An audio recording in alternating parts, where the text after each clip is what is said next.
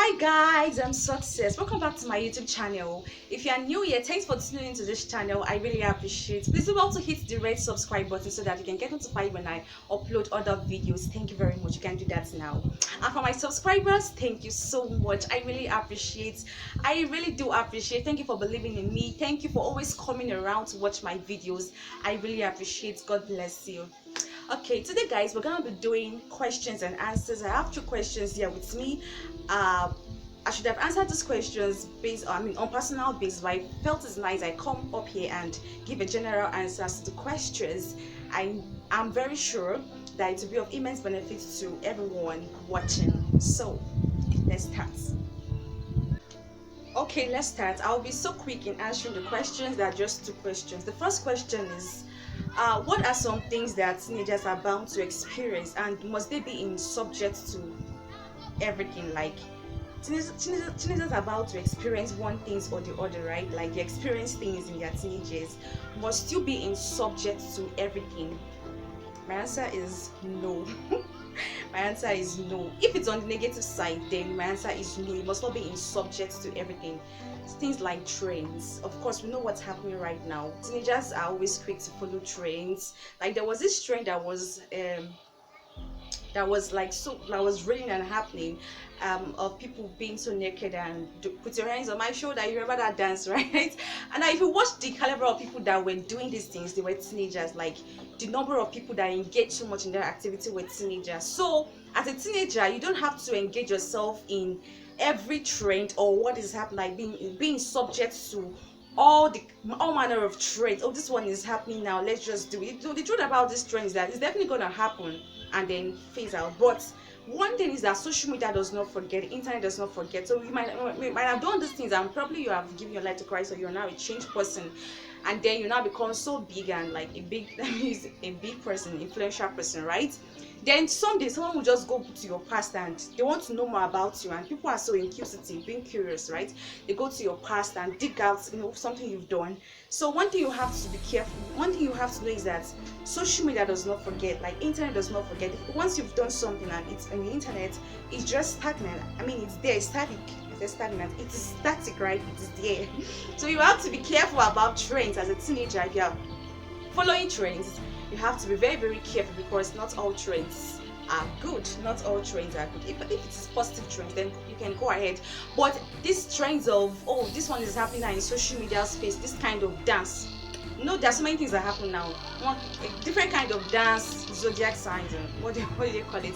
So you must not be in subject to all these trends. And if you are not, it doesn't mean that you are, let's say you're archaic, like olden day. No, you are not. It's just you being trying to be cautious, and you are just being cautious because you have to know and have it at the back of your mind that social media does not forget. So as a teenager, you must not be in subject to all kind of trends. And also like dressing styles. Dressing styles, it's so common among teenagers. They want to like follow the trend. Okay, this is what is raining now. This is the top that is raining. This is the skirt, the trousers, and so on. But because you know the kind of person that you are unique, you are different. You are unique, you are different. So you must not be in subject to these trends. And then we also see the case of peer pressure among teenagers. Like it's so common among teenagers. Please don't mind the the false sounds around. It's not like I do to help it. Please don't mind. Just follow me. I'll try to increase the volume, right? So just try and follow me, okay? Thank you so much. So in terms of peer pressure, it's also common among teenagers. They want to flow with the tide, like they want to flow and with the multitude, right? But one thing you should know is that you have to be different among the mixed multitudes. Different. You've just been different and unique, and people knowing you for that, right? They respect you for that. So peer pressure, like there are cases whereby your friends will want to hook you, and you will feel like you are alone. There are times that you feel that you're just alone. You've been just like, I felt that way. I felt when I made like the right decision. Like I stayed away with my old friends. I was now just alone. Then I decided to just be alone for that moment of my life, because I wanted to like heal from the past experiences, right? So the fact that you are not alone, you should know that when you have Christ, God is with you. Okay, so you're not alone in as much as you have Christ with you. So that feeling of you being alone, like you must not join them. You must not join them. So peer pressure is another issue that teenagers are bound to be in subject to. So as a teenager, you must not be in subject to peer pressure. Let's focus. You must not be in being subject to peer pressure, right? Yeah. You must not be subject to peer pressure. So you must be careful. You must be mindful of the kind of friends that you have along with you. Don't allow them to pressurize your no. I mean, just put you in a state whereby you don't even know yourself anymore. You now begin to follow all kind of, if they do this one, you don't know where you stand. So peer pressure is under things that teenagers are in subject to. As a teenager, you must not be subject to peer pressure. Stand on your ground. Let your friends know that this is what you stand for. So that's it. So my answer is capital letter NO. As a teenager, you must not be in subject to all kind of traits. The second question is intimidations. Have I been intimidated before, and how did I overcome it? Yes, as a teenager, once you've made the right decision, and then you've made the right decision, you decided to follow God, you decided to run after him, go after his things and work for him and so on. There are many cases of there are many, oh Jesus, once okay, there are many chances of you being intimidated by your friends. This intimidation cannot even come from you just following God, maybe from your stature, like the way you look. Probably when you are, as you are now in your teenage years, you are very fat. Let me use the word fat first. That is, you have your body stature is so big, it can lead to intimidations. And also, when you have a slim stature, appreciate the nature, appreciate your body, appreciate your stature. You must come to start appreciating your stature and appreciating the nature God has given to you, right? So you might just be fat as a teenager, then intimidations can come. I know a girl that was so slim when she was a teenager. She felt so intimidated that she had to now, I don't know what they call it, she rubbed some things on her cheeks and some things on her body, then her body, so I don't know what they call it. But I know the local name, but I'm not going to mention it. But people that understand, that know what I'm talking about, understand better. So her cheeks swole up, body also added weight because of intimidation. So that is, you don't have to get intimidated by all these things. You just have to appreciate the body God has given to you.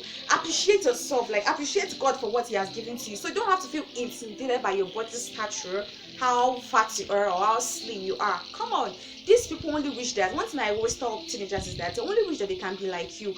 So you never know how that stature will, where it will take you to, right? So just stay on your lane. If you're fat, still, you are too little to start thinking about. There are so many you don't even know. Maybe you definitely use that because people use their fat stature to grow up. I was a very key example of this, right? So you don't have to feel intimidated by your stature, whether you are slim or whether you are fat or whatever. And if you are following God, follow him very well. Don't just don't follow him halfway. Yes, don't feel intimidated because they will call you Jesus girl. Yes, you have to be the Jesus kind of girl and a Jesus kind of boy, right? Yeah. So you have to follow Jesus with all your heart. Don't say, oh, they are now mocking me. Let them mock at you, let them scorn at you. Yeah, so just maintain your position, maintain your decision and be firm and consistent with it. Yeah, so don't ever feel intimidated by those things. So the question is, have I ever felt intimidated in my teenage years, and how did I overcome it? Yes, I have felt intimidated in my teenage years. I felt intimidated. My own was even so visible. There are people around me who could notice that this is what is happening to this girl. So when I made the right decision that I want to follow God, I want to follow him with all my heart, all my soul, all my body, all my spirit. So people in the streets won't always that is one evidence of you knowing, as in people in the street should testify. People around you actually should testify that, oh, this girl now belongs to Jesus Club. Yeah. So while I walk on the street, I've said it here before. When I walk on the street, people would always, some guys, they would always walk at me and laugh at me and scorn at me, call me Jesus girl, mama, I don't care. But one thing that helped me was that I knew what I wanted and I knew where I was going, so I couldn't look back. So one thing that will help you is when you know what you want and where you are going, you will not look back, or you will not look back or feel down or something. I never. So I knew what I wanted. I just was my mother in my class. I graduated from this stage and that again, right? So I was focused and I knew where I was going to, right? So I just put deaf yes to what they were saying. So one way you can overcome intimidation is by knowing your identity in Christ. Number one, know your identity in Christ as a teenager. Very, very important. When you know your identity, when you know where you belong to, when you know this is where I belong to, I don't belong to this class, you will never feel intimidated. You are so sure, you have the self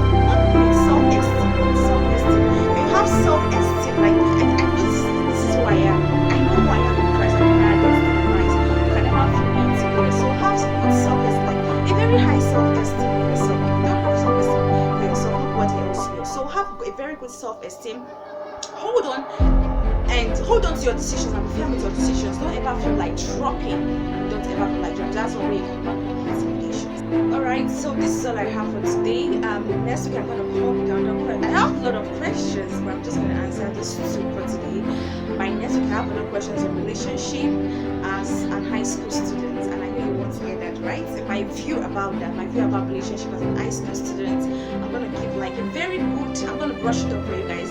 Hopefully I get someone else to join me for that next week. Hopefully I will do that. Yeah, so guys, thank you for watching. Thank you for watching. Please about to hit the red subscribe button now. Do about to hit the red subscribe button. Thank you for watching.